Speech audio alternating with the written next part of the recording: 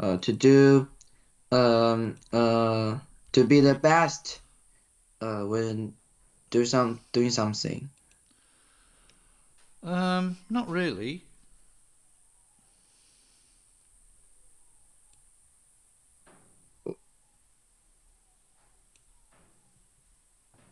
Not really.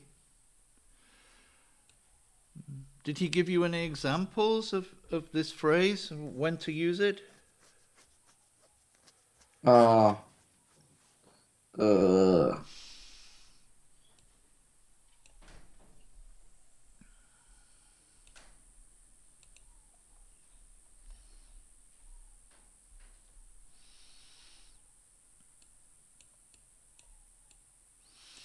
For example, I can help you with it. So, if you're having a race against some other people, and one person goes in front of everybody, and they take the lead. So, in a race, there are lots of people in the race. So, one person goes to the front, and they take the lead. okay, I know. Right? What we can do also, we can put this phrase into our Oxford online learners dictionary. I think you have the link. Do you still have it? Yes. So open your Oxford dictionary. Uh,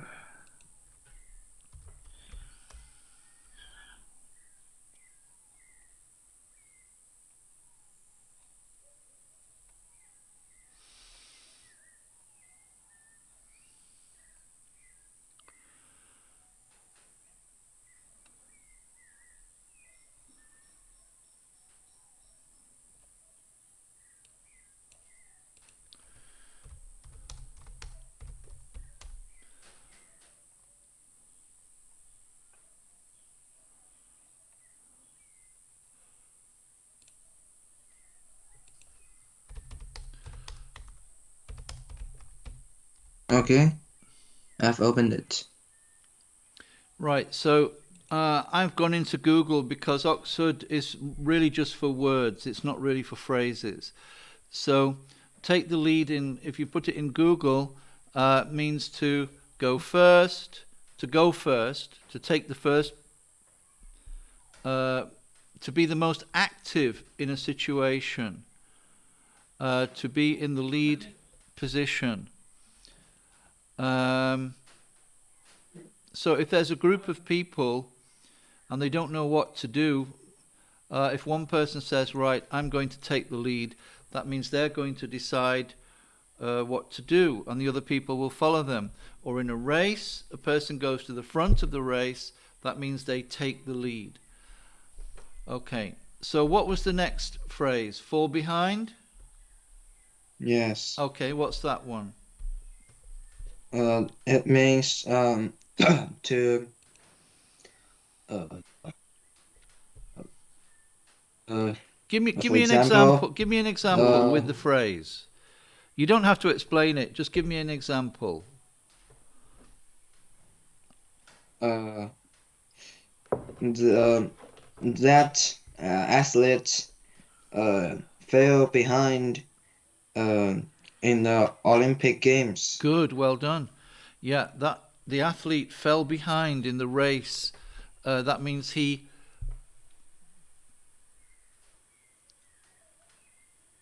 what? He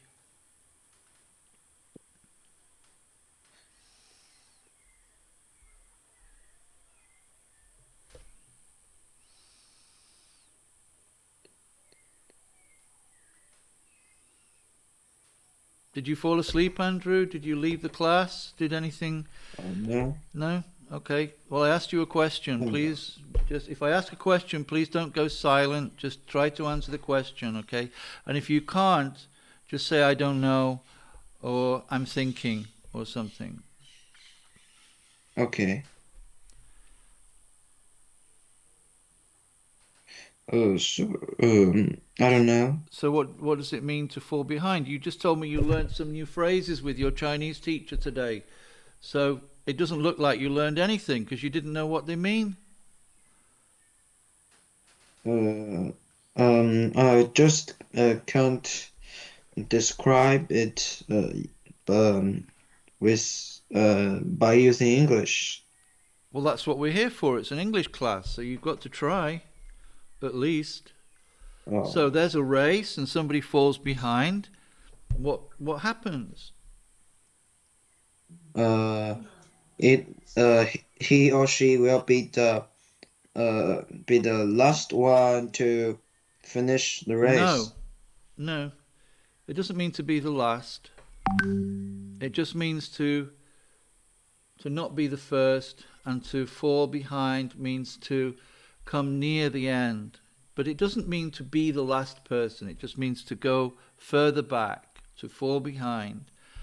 So maybe you are, if there's a race with 10 people and you're at the front and then you fall behind, then you just go further back. But we don't know if you're last or not. Maybe you are third or fourth. So fall behind means to lose your position at the front. So maybe you started at the front and then at the end of the race you finished number 3 or number 4 or number 5. So you fell behind. So you lost Yes, your place at the front.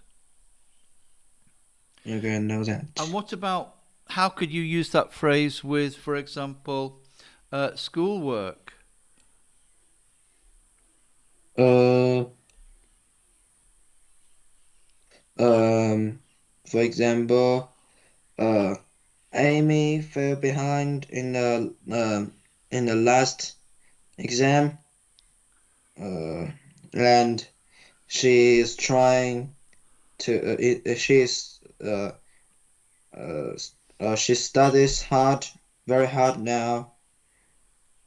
So she studied very hard now.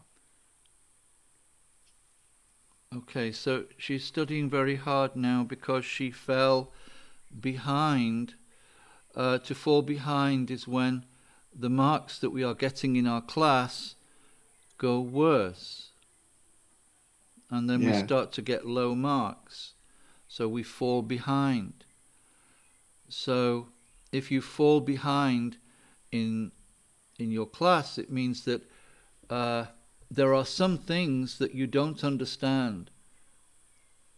And now your teacher is doing new things with you, but you don't know about the things he did last week or the week before. And so you need to catch up. You need to catch up. Let's turn our camera off, please, Andrew. It's a bit kind of distracting. We don't need it. We don't need the camera. okay. So to catch up. So if we fall behind, we have to catch up. If you fall behind in a race, you have to catch up. If you fall behind at school, you have to catch up. But what does it mean to catch up? It means to learn something that you to learn something again. Uh, yes, to learn something again. No, doesn't. It doesn't mean to learn something again. If you fall behind, then that means that you are losing your place in the class. You don't understand what the teacher's saying. Maybe you didn't do the homework for 2 weeks. If you fall behind in a race, that means maybe you had first position and then you fell back into third or fourth position. So what do you need to do? You need to catch up. You need to run faster to try to get to the front. And if you fall behind in your class, you need to study harder to get back to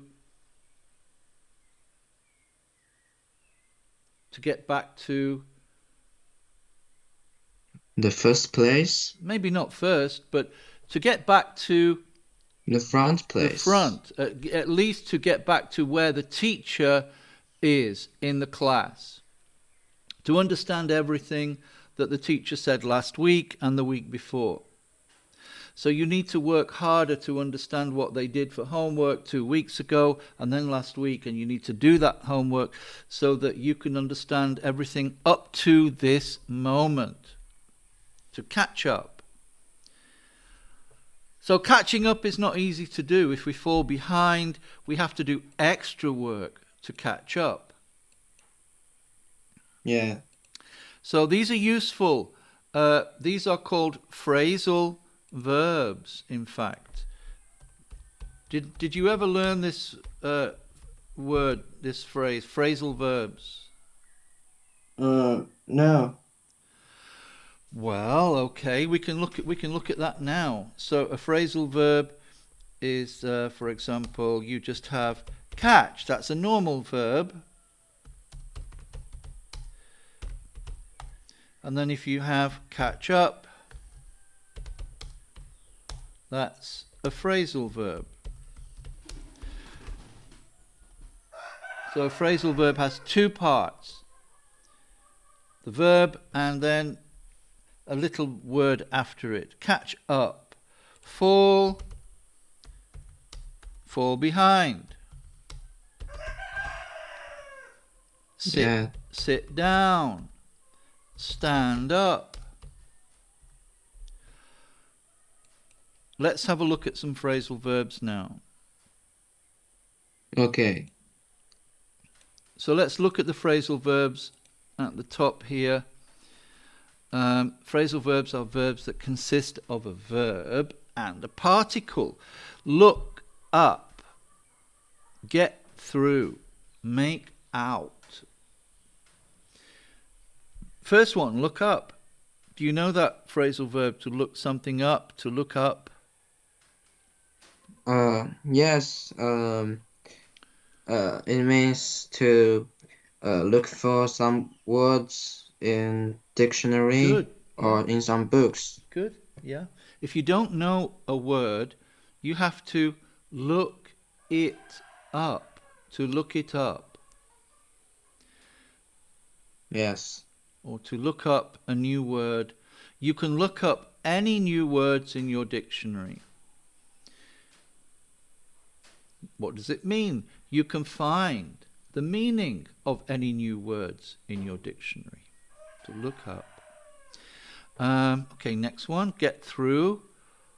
Get through. What does it mean? Get through. Some phrasal verbs have several meanings. Do you know get through? Get through. It means to come across. Come across is another phrasal verb, but it's not to do with get through. It's a different phrasal Um, verb. It has nothing to do with get through. Get through, if you try, look at the example. I tried to phone her, but I couldn't get through. What does it mean? oh, I tried to phone her, but I couldn't get a connection, for example. But get through has some different meanings as well. I have so much work to do. I don't know if I can get through it all today. I have so much homework to do. I don't know if I can get through it all today. Maybe I will have to finish it tomorrow. So oh, to get through here means to finish doing something. Yeah? yes. But it also has another meaning. For example,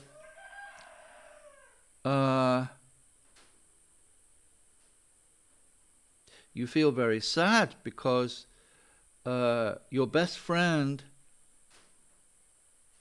is going to leave your school and go to a different city. How do you feel about that? Um, I feel sad. I feel what? Uh, feel down. Yeah, you feel down, you feel sad. But then, your friend can say, look, Andrew, don't worry. You'll get through it. You'll get through it. That means that you'll be sad for a while, but then you'll be okay. Oh, Yeah. You'll get through it. To get through something means to have a bad time and then to start to feel better. yes.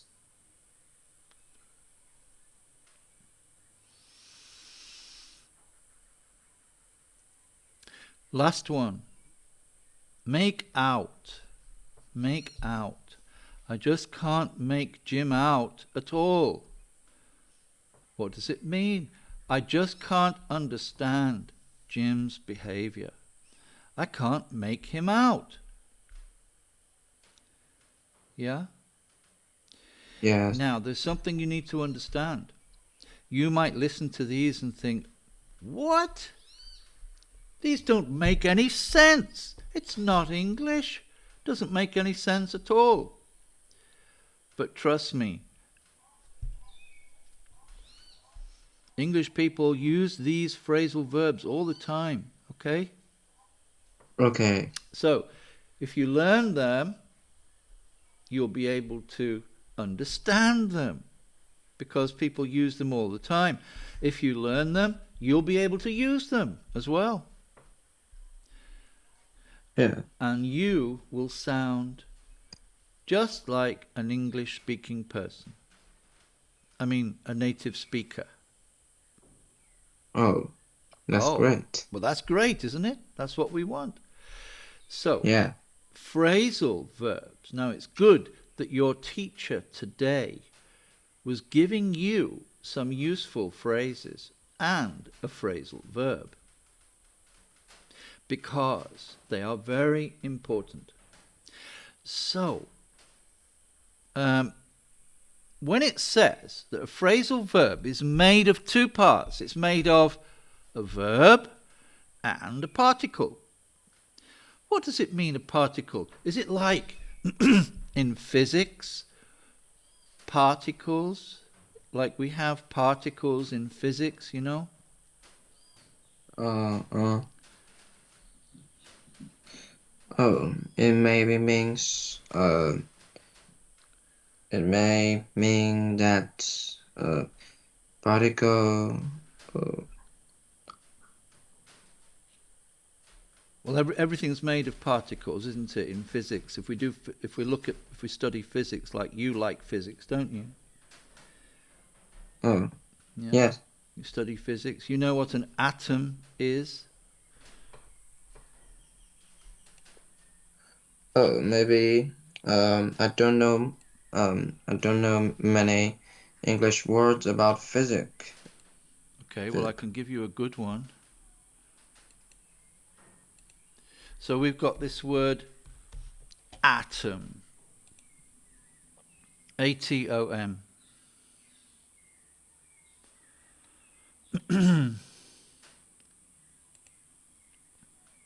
原子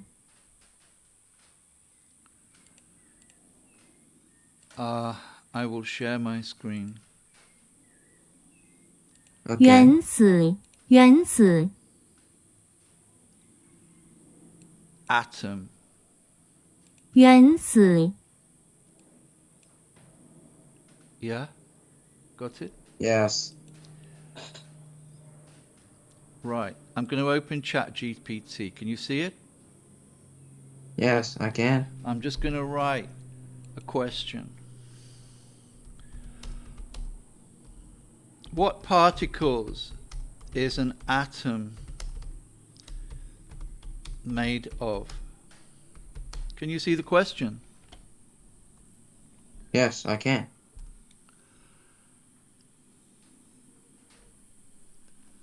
Can you see the answer? Yes. So it says an atom is made of three main subatomic particles: protons, neutrons, electrons. Do you know those words? Yes.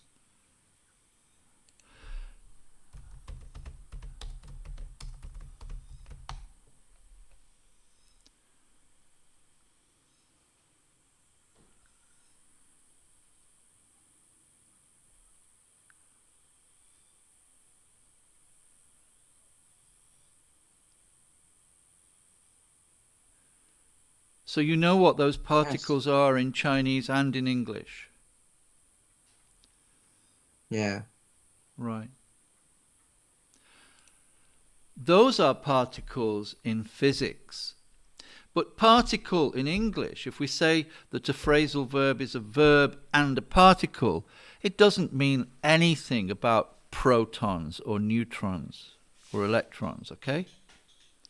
Okay. It just means a word, a little word at the end of the verb. Up, through, out. Look up, get through, make out. So these words go with the verb, together with the verb, to make a phrasal verb. Particles are small words which you already know as prepositions and adverbs. Here are some of the most Yeah. common phrasal verb particles: about, around, at, away, back, down, for, in, into, off, on, out, over, through, to, up. Yeah? Yes. Okay. Let's go down to the next box and look at the phrasal verbs in these boxes.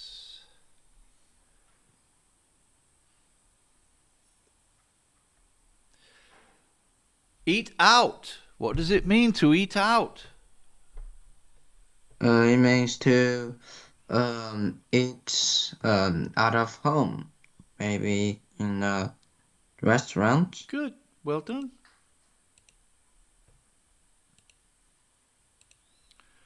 Well done. Yeah. To eat in a restaurant. To eat out. To eat in a restaurant when we don't eat at home. Can you read the example to me, Andrew, please? We were too tired to cook at home, so we decided to eat out, eat in a restaurant. Not we decided to eat out a meal. Right. So we don't say uh, we decided to eat out a meal. We just say eat out. Okay? Okay.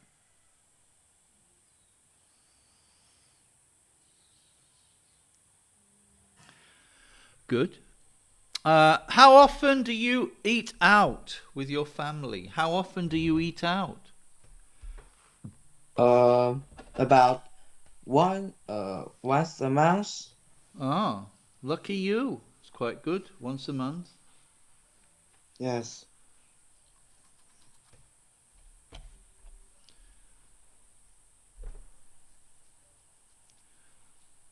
Bring back. Bring back. The second one. Bring back or bring something back. Phrasal verb. To bring Yeah. back.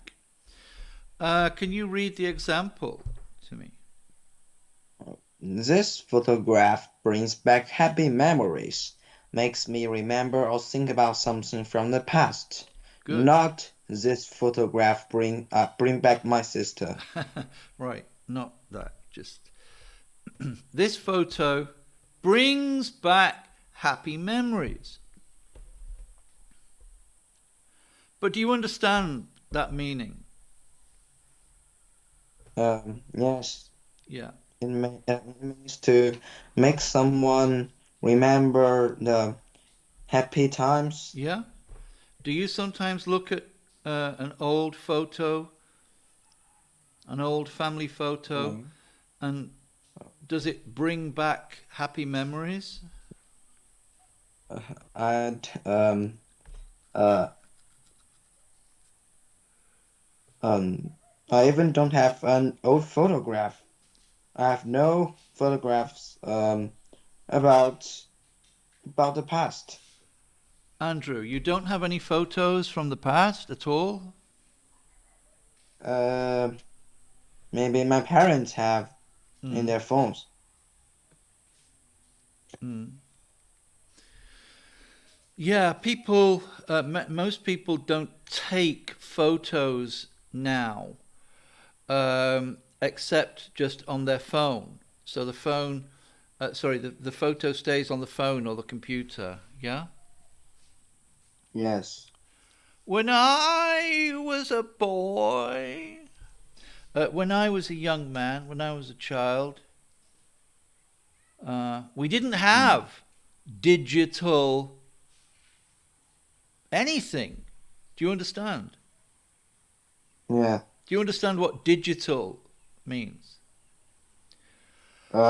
Means to it means something like um uh Not easy to explain, is it? oh no. Let's put our cameras back on, Andrew, for the last part of the lesson, okay? Okay. Right. So, digital. Let's translate the word digital into Chinese. In Chat GPT. Can you see my Chat GPT? Yes.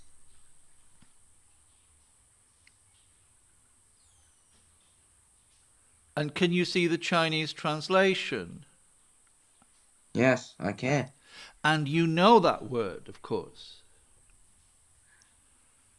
Yeah. Right. Now, digital technology is new. It's probably not much older than you. Yeah. You It see? comes out in recent years. Right. We could even ask ChatGPT, when did digital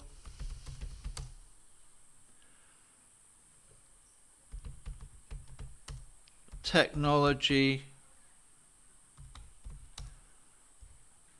come into use? Digital technology began to come into use in the mid 20th century. Oh, we have a long list here. We have a list here of dates going back to the 1930s, Andrew, and the 1940s. And we're talking about, really, at this point, we're not talking about laptops and digital cameras and internet, really. We're talking about the ideas which led to those things. You understand? Yeah. The first ideas which led to them. There was a famous scientist. His name was Alan Turing. You will learn about him at school, I'm sure. 1937, Alan Turing proposes the concept or the idea of a universal machine called the Turing machine. 1940s, early digital computers like the ENIAC. 1945, the ENIAC were developed in the USA. They were basic digital computers, very basic, very simple. Well, not Yeah. simple, but simple compared to what we have now. This is a list of things which so we didn't really we Laura Negra, come here now. Come here now. Get in. Come here. Come here. In now. Laura, come here. Sorry, Andrew. I'm not shouting at you. I'm shouting No? at the dogs to come in and stop barking because I can't hear what I'm saying. Please, just wait till the end of my lesson. Okay.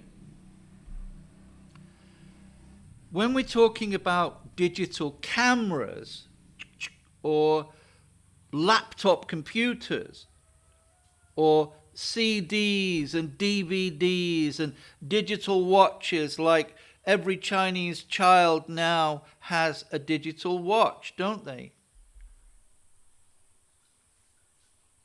Yeah. And you have one, yeah? Yeah. Of course. Now these things really, and mobile phones, telephones, mobile telephones, these really started in the early 1990s or the mid 1990s. Mid 1990s.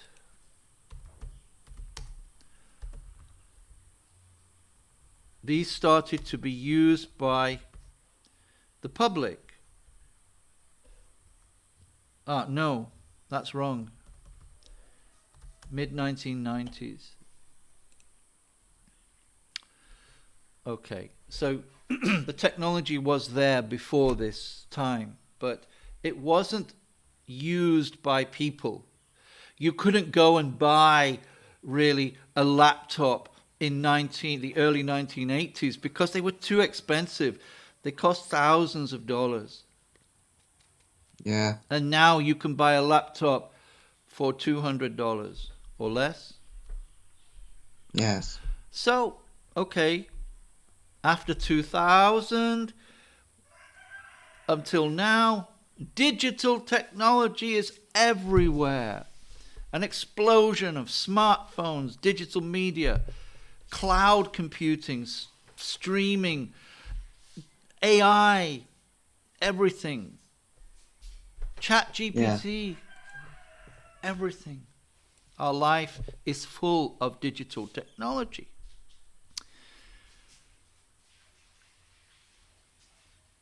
We're having this conversation now because we started talking about photographs, didn't we? Yeah. When I was a boy, there was no digital technology, Andrew. We didn't have digital cameras, didn't have mobile phones, didn't have laptops, didn't have computers, nothing. We had cameras which you put a film in your camera and then you took it to the chemist, to the pharmacy, and they took this little object. It was like a little thing like this, a little tube, and inside it there was a roll of film, and they took it out and they put chemicals on it, special chemicals. Yes, I know that. Right. And it was very exciting because you didn't know what your photos would look like, and you were waiting, and there were 36 photos in each tube. You could have 36 or you could have 24. And then you waited in the chemist, and then maybe 2 days later you went back for your photos. You paid some money. It was quite expensive. It wasn't cheap. And he gave you your photos, and you were so excited, and you could see yourself on the photo and your family and your friends and everything like this. Wow, look at these. And you ran home with the photos and you showed them to your friends and family.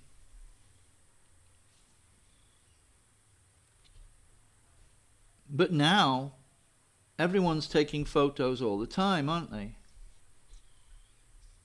Yeah, they are. So really, taking photos lost its magic in a way. It was a magical thing. Because it took a long time, and it was very exciting to wait for your photos. And other people, like me, for example, we didn't take color photos. We took black and white photos. Do you know the difference? Yes, we have more colors like orange, blue, green, red, yellow, brown, and many other colors, but we don't have gray, black, and white, three colors in the Yeah. old. Right. Well, you see, I had a camera when I was a boy. Not when I was a boy, when I was a teenager. So when I went to university, I had a camera and I had a film with black and white film. Yeah. Not color, no colors. And when I had taken my photos, my 36 photos, I could take my film and I could go to a special place called a dark room. Oh, yes, I know that.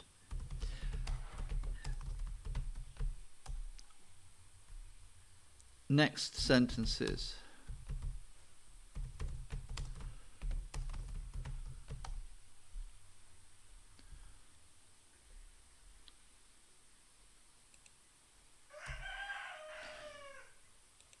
I think my chat GPT is getting tired or getting old because he can't.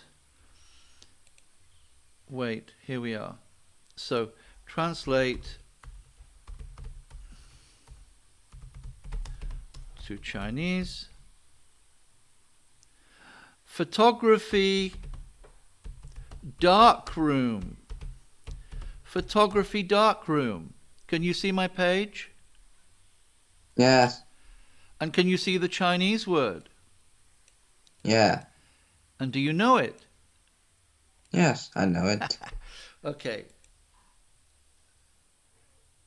Maybe you can ask your parents about this or your grandparents. Maybe they could remember about black and white photos. And we took this black and white film to a special place called the dark room. And it was called the dark room because it was totally dark. It was a little room there were no windows. It was dark. It was black. Yeah. Yeah. And you had your chemicals. You know that word, chemicals? Yeah. And you had 3 trays. And you put your film, you put your paper in the tray of chemicals. And you had your film in something called a projector. A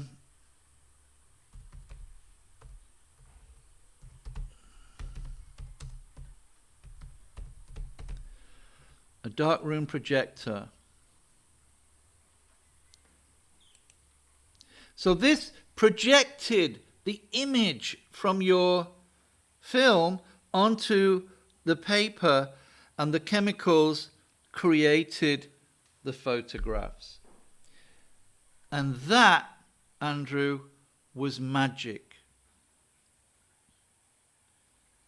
I would spend all night sometimes. I would go into the dark room at 8 o'clock in the evening, and I would come out of the dark room at 5 o'clock the next morning when it was light and the birds were singing.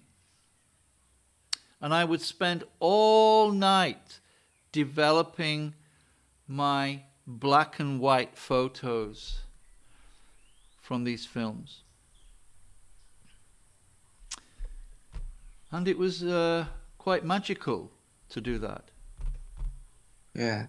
Yeah, it was, because it took a long time and you needed these special chemicals and you needed to be very careful about how long you left your paper in the chemical, and every everything you had to be very careful about. So you had to learn a lot of things about photography. And then